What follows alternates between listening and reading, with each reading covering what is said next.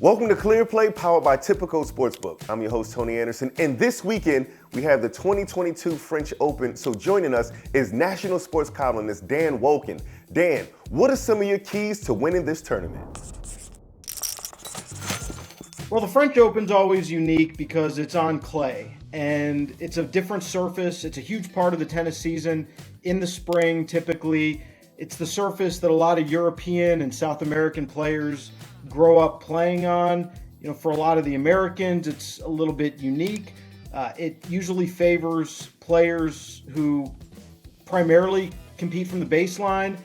You tend to see longer rallies, longer points. It's slower at the French Open than it is really at the other three majors. And not everybody likes the clay. And I think you always have to sort of figure out when you're picking the French Open, who's going to perform well at Roland-Garros in those conditions. It's a bit unique, and it definitely, at least on the women's side, historically, can produce a lot of surprises. So talk to me about ranking. How important is ranking when predicting winners for this tournament? Well, I don't know that that's always as crucial as the draw. And a lot of times, especially on the women's tour right now, it's interesting because you've got some really good players who I think, could contend to go deep in the tournament, who are not ranked particularly high. So you've got, just as an example, Simona Halep. She's a former French Open champion. She's currently ranked 19th in the world. You've got Naomi Osaka, who is ranked 38th in the world. Now, clay's not been her top surface, but she's certainly a player that if you're one of the top seeds, you don't want to see her in your section of the draw. Dan, when breaking down these matchups, are there any stats or any indicators that can help you predict the winner? Well, I think you always want to look at how a player is performing on clay that season. Now, you always have to account that the conditions are going to be a little bit different. In Madrid, you're at altitude. The ball is going to move a little faster through the air.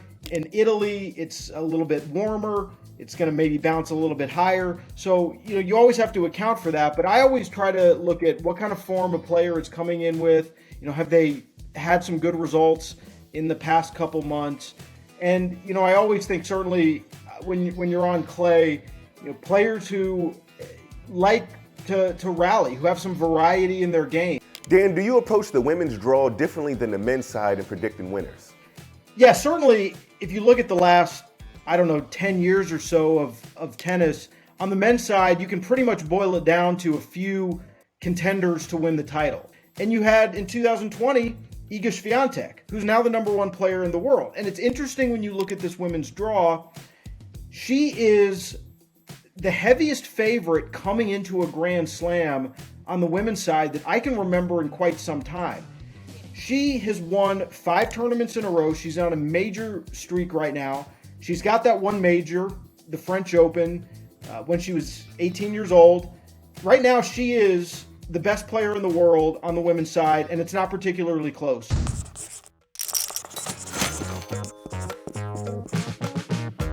All right, now let's talk about the men's side. Let's go to premium picks. Now, you spoke about Djokovic earlier. He's the odds-on favorite according to Typico, and he's the defending champion. However, we cannot discount Rafael Nadal. He's won the tournament 13 times, and he's the best clay player of all time. So who is your pick for the men's side? Well, if you look at the way this season has played out in men's tennis, you had Djokovic missing the Australian Open over the vaccine issue, and really did not play very much early in the year. Got kind of a late start, had to play his way back into form, did not look great early on, definitely needed some matches, but it seems like things are starting to click in well for him. Last week he won the Italian Open and looked as good as he has all year long. And certainly you'd have to stamp him as a huge contender, if not the favorite, based on that performance. With Nadal right now, you've got the variable of injury. He's been battling, not just this year, but really for the last couple years, a chronic foot problem.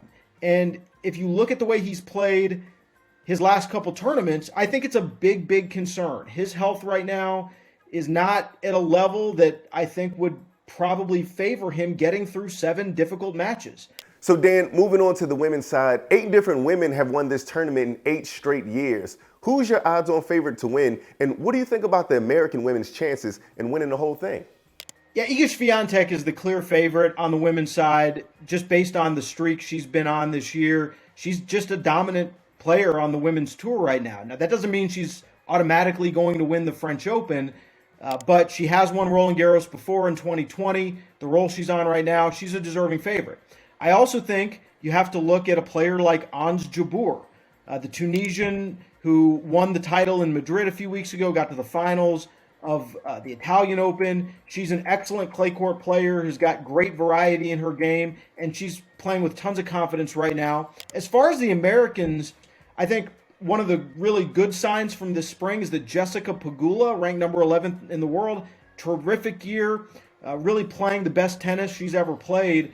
Got to the final of Madrid, seems to really be comfortable on clay, and she's becoming much more confident as you go deeper in the majors. And then, another American player who's kind of fallen off the radar a little bit, but really has a great track record on clay is Coco Gauff. All right, so Dan, you've given us so much information. Now I'm going to put you on a hot seat. I want your picks. Who do you have? Who is Dan betting on for the men's side and the women's side?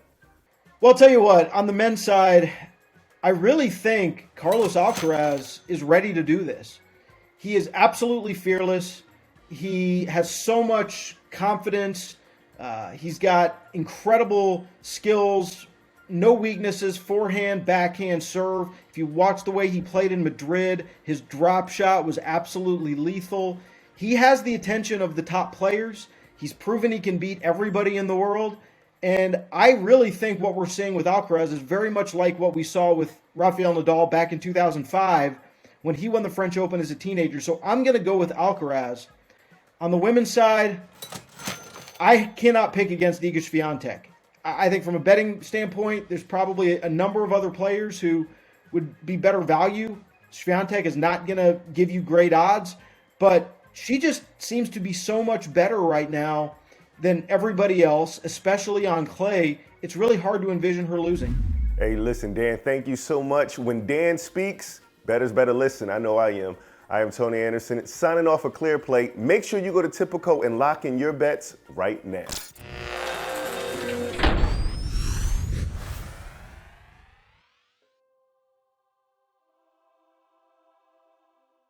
Hey sports fans, if you want to learn more about sports betting, make sure you subscribe to our YouTube channel. And don't forget, for tips and analysis, make sure you go to betforthewin.com.